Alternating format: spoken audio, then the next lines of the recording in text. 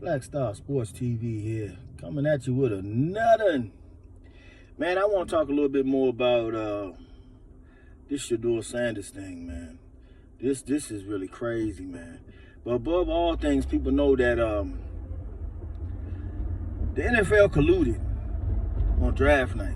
You know, even if there's any doubt, and they'll say, well, can you prove it? Can you prove it? But the fact is, there's no way in the world that throughout the whole college football season, the last 2 years, all you've heard about was Shadeur Sanders and the Colorado Buffaloes and what they were able to accomplish there.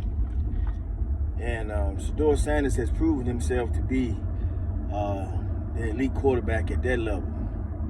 And if you're an elite quarterback at the college level, you have to, pretty much by draft time, you have to really be considered a high commodity for being drafted into the NFL.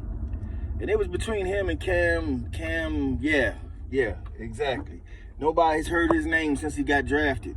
But on draft night, it was the consensus, there was no doubt about that he was the better of the two, and he had to be the one chosen. But you haven't heard his name since he was chosen.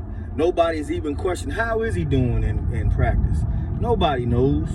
Nobody knows. And you know what? Don't nobody care. Because it was all about Shadeur Sanders. Shadeur Sanders did something that was really awesome, man.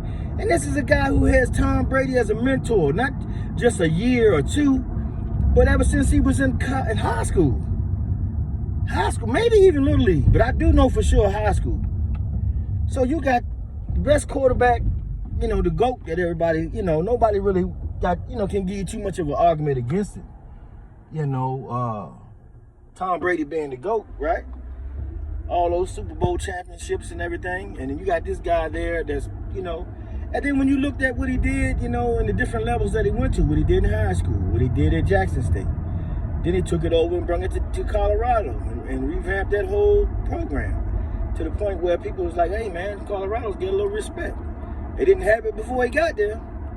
And, you know, you have to add in the fact that the offensive line that they had was absolutely atrocious, especially the first year that he was there.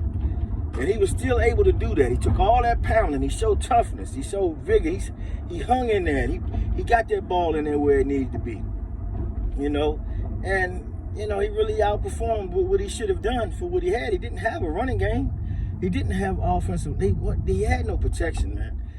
He gets in the NFL, and then you got the Cleveland Browns, probably the biggest laughingstock in all of football, who then went through 175 quarterbacks and can't find one. The one that they did get, you know, from Houston, he, you know, he's had such bad luck since he got there, man. He can't stay healthy.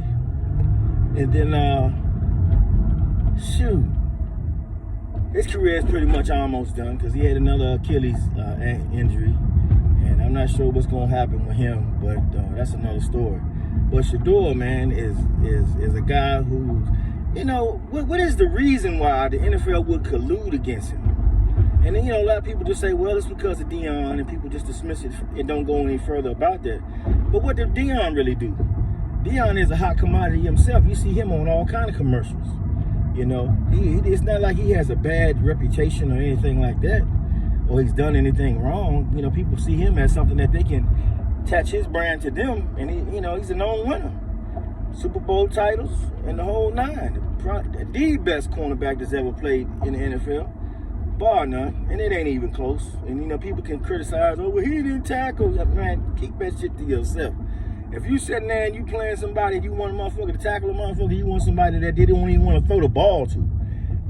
They didn't even want to throw the ball over there. So it makes no sense, man. You know, the only thing that they hold against him is because his father was flamboyant, and he's got a little bit of that, but he's not as bad as his father.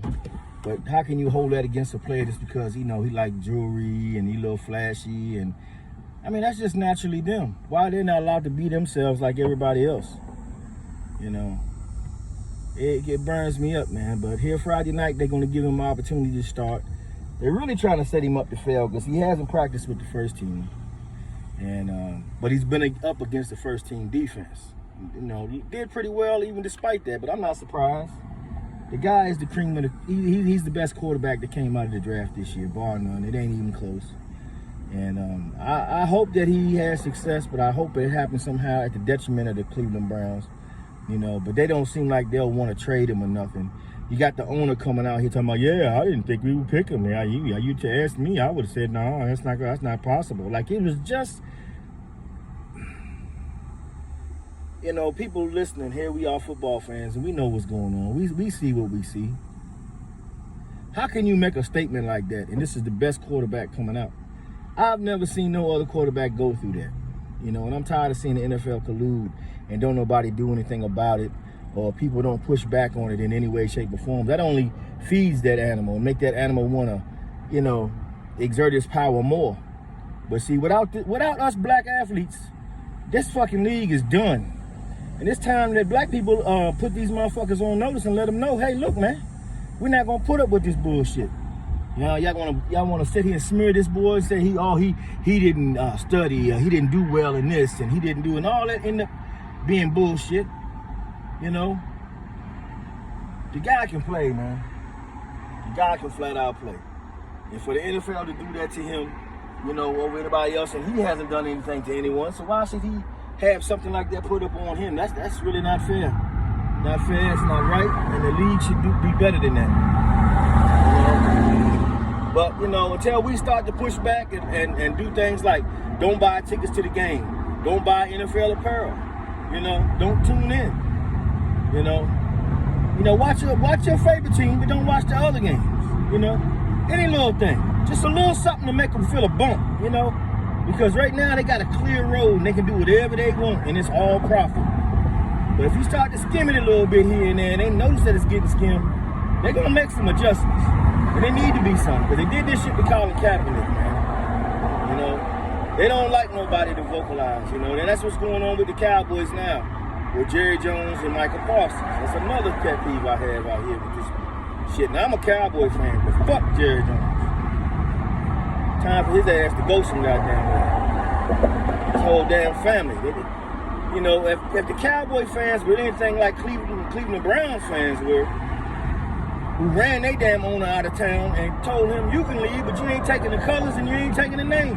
And kept it. So if you think you don't have no power, think again. Think again, you know. But like I say, Friday night, Shadeur Sanders is going to start for the Cleveland Browns against Carolina Panthers. Tune in, check him out, see how he do. Hope he does well. Hey man, I'm rooting for the dude, man. So that's about all I got right now. But I just wanted to chime in on that, man. It was weighing on my chest. I had to get it off, man. Hope you can appreciate it, man. Peace, love, blessings to everybody, man. Give thanks for life and the mighty life giver, man. Because, you know, what you have today might not be here tomorrow, you know, and give thanks while you have it today, you know. I'm Black Star Sports TV. I'm out.